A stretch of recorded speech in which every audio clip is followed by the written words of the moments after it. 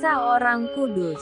Hari ini, tanggal 16 Mei. 1. Santo Ubaldus, uskup dan pengaku iman. Anak yatim ini kemudian menjadi seorang uskup yang terkenal berani. Bagi umatnya ia seorang pendoa dan pencinta perdamaian.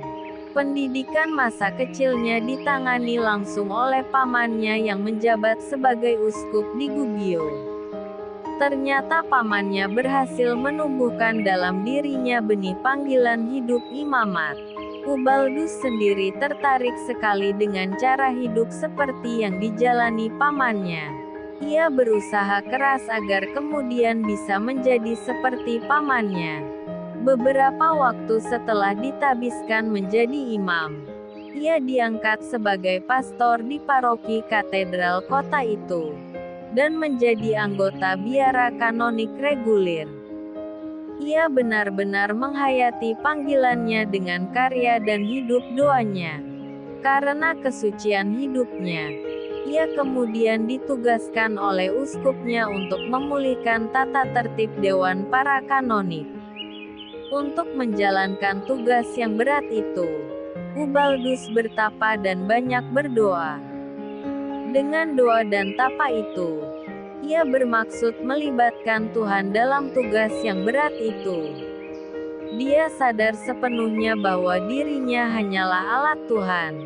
Tuhan sendirilah pelaksana utama tugas yang ditanggungkan padanya.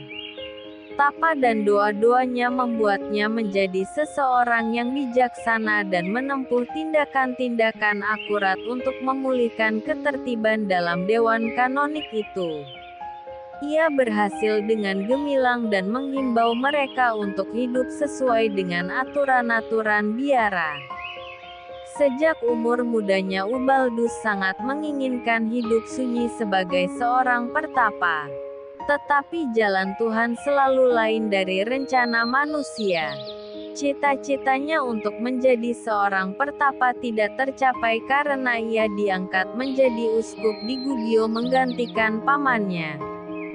Jabatan uskup ini dijalankannya dengan penuh kesabaran, kebijaksanaan dan doa. Ia melayani umatnya sebagai gembala dengan sebaik-baiknya. Sekali peristiwa ketika terjadi kekacauan di kota, ia dengan berani berdiri di antara dua pihak yang bertentangan tanpa mempedulikan ancaman pedang dan lemparan batu. Ia berhasil meredakan perkelahian hebat itu. Ketika kota Gubbio diporak-porandakan oleh Frederick Barbarossa, Ubaldus dengan berani menemui tentara-tentara Jerman yang bengis itu dan meyakinkan kaisar untuk tidak meneruskan niatnya menguasai kota Gubbio. Selama bertahun-tahun hidupnya, Ubaldus menderita karena penyakit yang diidapnya. Namun ia tetap sabar, tabah dan gembira dalam tugasnya. Akhirnya ia meninggal dunia pada tahun 1160. 2. Santo Yohanes Nepomuk, martir. Yohanes Nepomuk lahir di Nepomuk atau Pomuk, Bohemia, Cekoslovakia Barat pada tahun 1340. Nama kecilnya ialah Wolflin atau Welflin. Ia belajar teologi dan hukum di Universitas Praha. Pada tahun 1373 ia ditabiskan menjadi imam. Cita-citanya menjadi imam ini sudah berkobar dalam hatinya semenjak umur mudanya. Hal ini pun sangat didukung oleh kedua orang tuanya karena mereka telah mempersembahkan Yohanes kepada Tuhan ketika Tuhan mengabulkan doa-doa mereka bagi kesembuhan Yohanes dari penyakit yang menimpanya. Pada tahun 1374, Yohanes Genzenstein, uskup agung Praha, yang mengenal baik kemampuan Yohanes Nepomuk, mengangkat dia menjadi sekretaris jenderalnya. 6 tahun kemudian, Yohanes diangkat sebagai pastor paroki Santo Gallus di Praha sambil meneruskan studi hukumnya di Universitas Praha sampai meraih gelar doktor hukum pada tahun 1389. 3 tahun setelah menamatkan studinya, ia diangkat sebagai ketua pengadilan gereja. Kemudian pada tahun 1393 ia diangkat menjadi vikaris jenderal oleh Uskup Agung Johannes Genzenstein. Dalam tugasnya sebagai seorang imam, Yohanes menjadi seorang pengkhotbah yang ulung. Ia berhasil mentobatkan banyak orang dengan khotbah-khotbahnya. Relasinya dengan tokoh-tokoh masyarakat di jajaran pemerintahan sangat baik berkat keakrabannya dengan Raja Wenceslaus dan permaisurinya. Pembunuhan atas dirinya berawal dari rencana Raja Wenceslaus keempat untuk mendirikan sebuah keuskupan baru yang berpusat di Kladrau dan mengangkat seorang pendukungnya sebagai pemimpin atas keuskupan itu. Sedangkan keuangan keuskupan baru ini, menurut rencana Wenceslaus, akan diambil dari pendapatan biara Kladrau setelah kematian pemimpin biara itu. Rencana Raja Wenceslaus ini ditentang oleh Uskup Agung Johannes Genzenstein dan Johannes Nepomuk, karena rencana itu tidak sah secara hukum.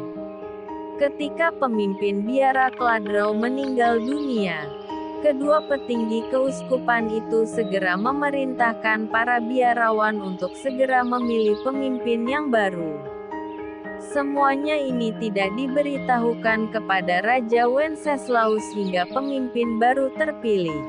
Karena itu, ketika mendengar berita pengangkatan itu Wenceslaus marah dan segera memerintahkan penangkapan atas Nepomuk dan beberapa pejabat gereja lainnya.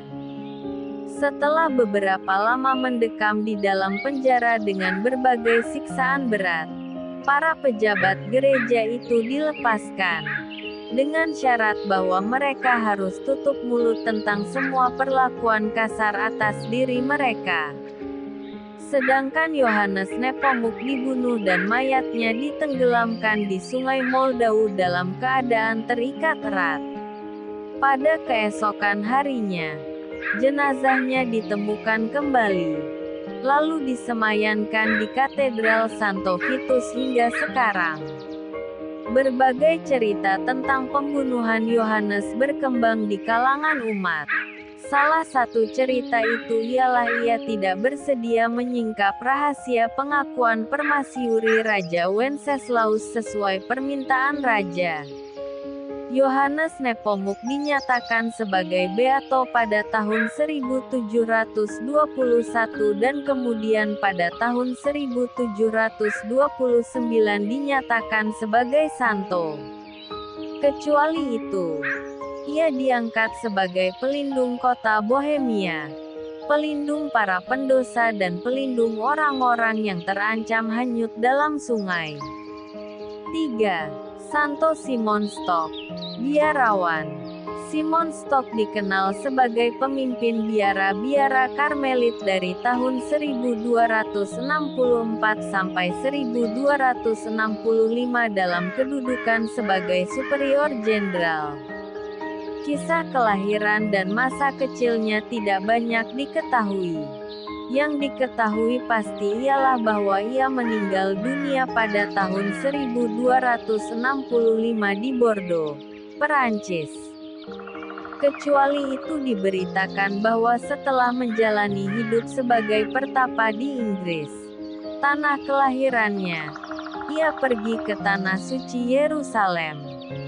Di sana ia bergabung dengan sekelompok biarawan Karmelit yang sudah lama menjalani hidup pertapaan di sana.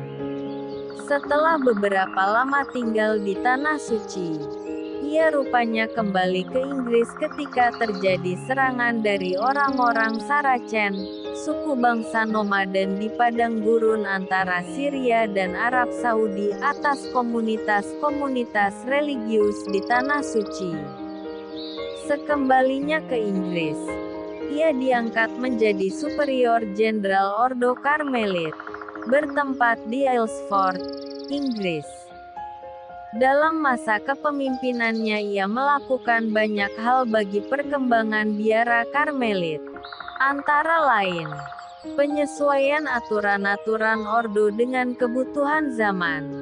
Dalam rangka itu, Simon mewajibkan para biarawannya terjun ke dalam masyarakat untuk mewartakan Injil dan melaksanakan berbagai karya pastoral.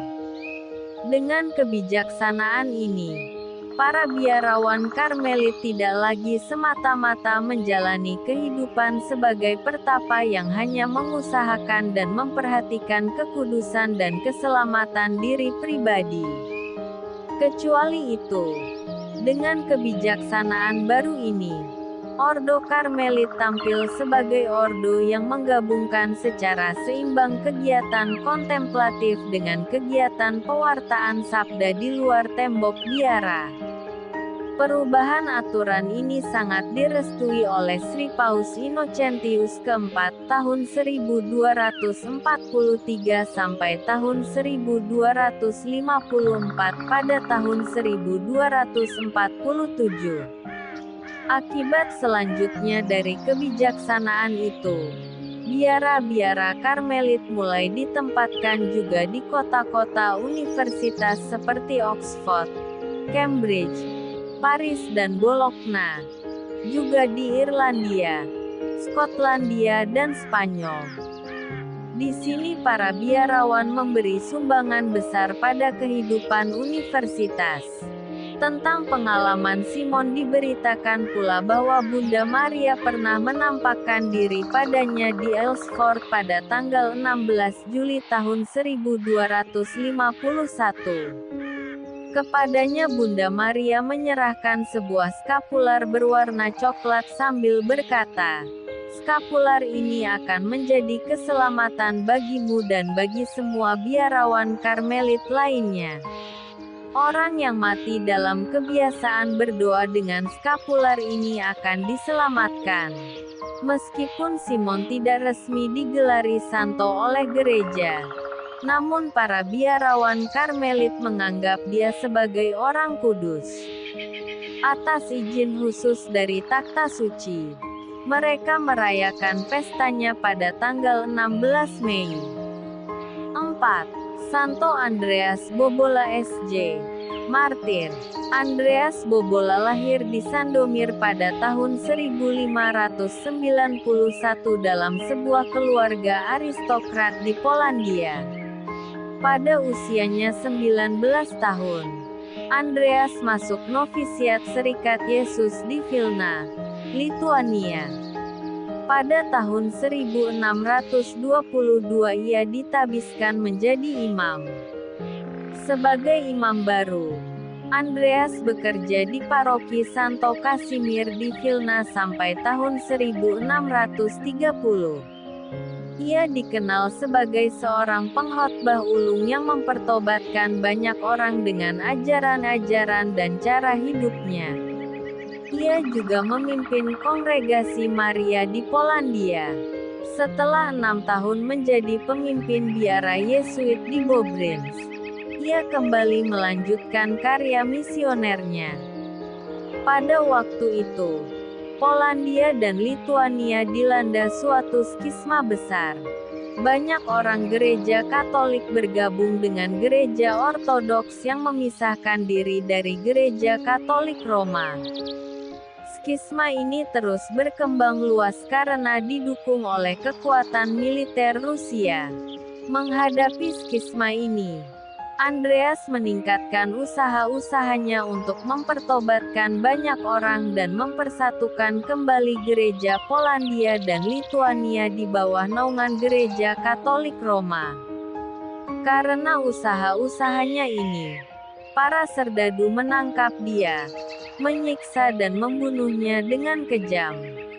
Mereka menanamkan Andreas, Dussocifat, yang berarti pemburu jiwa-jiwa.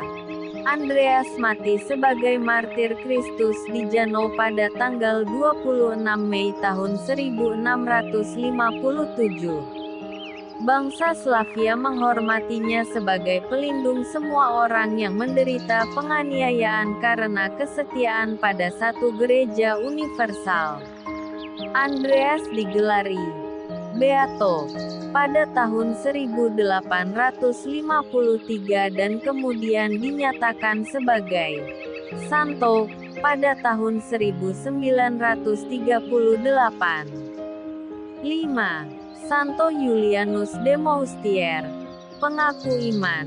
Julianus lahir di kota Redom, Perancis pada tanggal 17 Juli tahun 1728. Ia dikenal sebagai seorang imam biarawan di Keuskupan Vannes yang sangat besar pengabdiannya di bidang pendidikan dan pembangunan bangsanya. Ia memberikan teladan hidup baik, penuh kebijaksanaan dan kemiskinan. Pengabdiannya dilandasinya dengan kerendahan hati dan hidup rohani yang mendalam. Di tengah kesibukannya ia senantiasa menyisihkan waktu untuk menyepi dalam keheningan doa bagi kekudusan dirinya dan bagi perkembangan gereja. Kekayaan pribadinya dipergunakan untuk membangun gereja, rumah biara dan rumah sakit bagi keuskupannya. Dalam ketenangan dan kesucian hidupnya itu ia wafat pada tanggal 16 Mei tahun 1781. Santo Ubaldus, Santo Yohanes Nepomuk, Santo Simon Stock, Santo Andreas Bobola dan Santo Julianus de Moustier. Doakanlah kami. Kak Carla Channel.